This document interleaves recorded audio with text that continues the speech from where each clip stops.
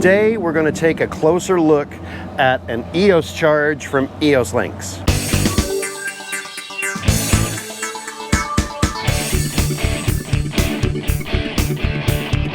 A couple of weeks ago we came across this charger here at this Shell station in Burleson, Texas.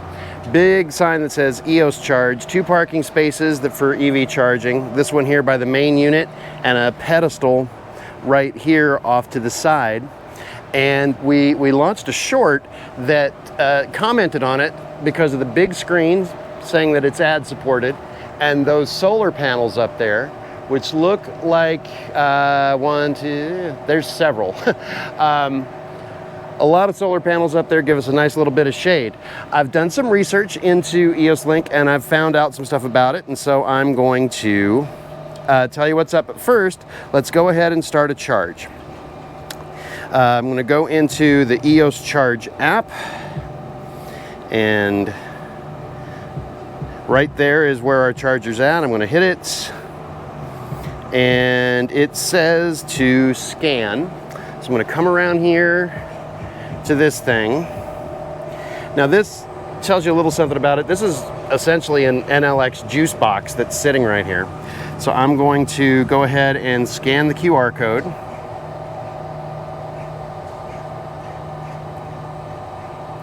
It has it, and I'm going to hit, let's see, most chargers want me to plug in first, so I'm going to take the plug over to the car. I'm hooked on a Bolt. Industrial scale installation here. Got over to the door, plug it in, and hit start charging. It's now waiting for the vehicle, and on my app it says I'm charging. My car hasn't told me so yet. And now the car's charging. I've got my flashing green light on the window. And I'm going to do a quick check in on Car Scanner and see what we've got. We have battery level displayed for state of charge at 73.3%. It is 100.4 degrees ambient air temperature outside, and it's 10:30 in the morning. It's Texas, what can we say? Battery temp is at 86 degrees Fahrenheit, which is good. And right now, it looks like we're pulling about 5 kilowatts. Now, the car's been remote started. It's not on per se, but the air conditioning is on. And so that's why we might not be showing the full scale. At one point, this was showing 6, but now it's scaling down to about 4 kilowatts. We've been charging, according to EOS Link, for a minute. So I'm going to run my timer at 9 minutes. And get that started. So when my timer goes off, we'll call this a day. So here's the deal with these EOS chargers. Let's come around on this side if you can. I know you want to stay in the shade, don't you? Yeah.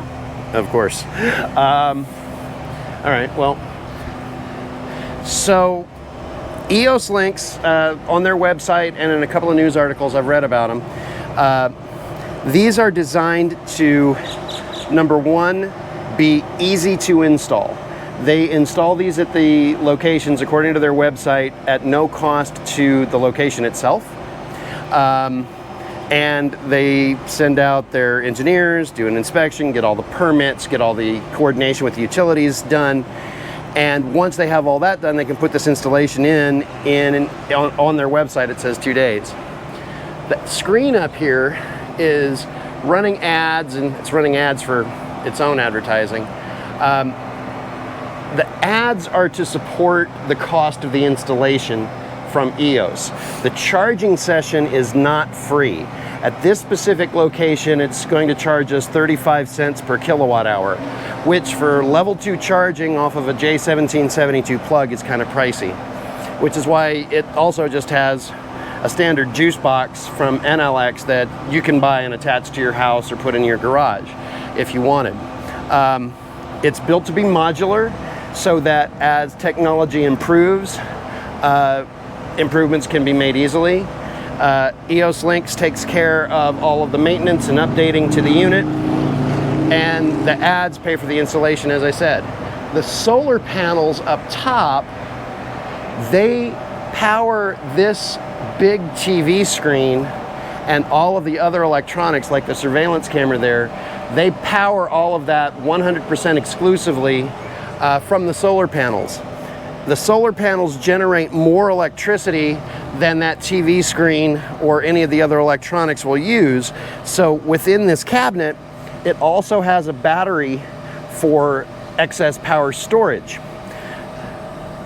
The charger itself is grid connected, so it's plugged into the electrical grid from this store, but it's augmented by the solar panels. So if this charging station hasn't been used by an electric vehicle in a while, then it can be pulling power from the battery that's in this charge pack that's completely from the solar. If this is busy, then it's a different story. It's going to pull from the grid. But having the solar panels to assist, that's, I thought, kind of nice, since we're kind of big on solar with our solar panel system at our house. EOS Links partners with a company called NeoVolta for their batteries, and I have no idea how big the battery pack is on this thing. If I go back to the EOS Charge app, I can see roughly where some of these chargers are. Now, they started over in Georgia and Tennessee, between Atlanta and Nashville, and you can see the numbers of all the different chargers that they have there. But if I zoom out, they've got like one there in Las Vegas, and the other 5 are here in North Texas. There's one up by Mount Pleasant, there's one on the road to Tyler, and then there's this unit right here in Burleson, Texas, which is kind of near where we do all of our grocery shopping anyway. So there aren't very many of these around, and unless you're in Georgia, Tennessee, or in a few spots in North Texas, you won't see them. But they are planning on a massive expansion nationwide, and since they can install this fairly quickly and they don't charge the location owner for putting it in, I think these are going to pop up fairly quickly. Let's check in on the charge. We've got 4 minutes left, so we're about a little bit past halfway. We've gone up about 0.4% on state of charge. Ambient air temperature is now up to 104, but that's reading it off the car thermometer. Since the car is stationary, it's kind of heating up. Battery temp's up to 87.8. We're still getting 5 kilowatts, and according to the app, we've received 95/100ths of a kilowatt hour. So we're after 7 minutes of charge, we're at 50 cents total cost for the charge so far. Well, it was a little bit less exciting when we learned more about it than it was when we did our short on it. The solar panels made us think that maybe the whole thing was solar powered, which it isn't. It's only partially solar powered, and the ads made us think it was free to the consumer, which it isn't. The ads made it free to the host site. So, you know, not quite as exciting as we had hoped, but still interesting. They're trying. To me, the exciting thing about these chargers is how easy it would be for this company to expand and get them out. Now and get them in different locations. We drive this route on a weekly basis and just saw this thing pop up. Whereas if you look at PlugShare for the big Electrify America stations, they take months and months before they finally come online. This one just popped up out of nowhere. And I expect them to be able to do that more in the future. Now, right now, they're only level 2 chargers. This is, like I said, the standard juice box that's just sitting here. They do have plans to expand into DC fast charging. And if they're smart, they won't equip they'll have some CCS plugs, but they'll also have the Tesla plug or the NACS, North American Charging Standard, since now Tesla, Ford, GM, and Rivian are all going to be adopting that plug in their cars, starting with I think the 24, 25 model. It's coming up that they're all just going to come with that, and GM, Ford, and Rivians are going to get their customers adapters to use Tesla superchargers, but so they'll no doubt have Tesla plugs as well. But since it's a level 2 and a J1772 plug, there's tons of adapters out there for that. So this will work on any EV, even on a Tesla if you have the correct adapter. Still in at 8 minutes, we've gotten 1.2 kilowatts from this unit in this time, 1.46 as it stands right now.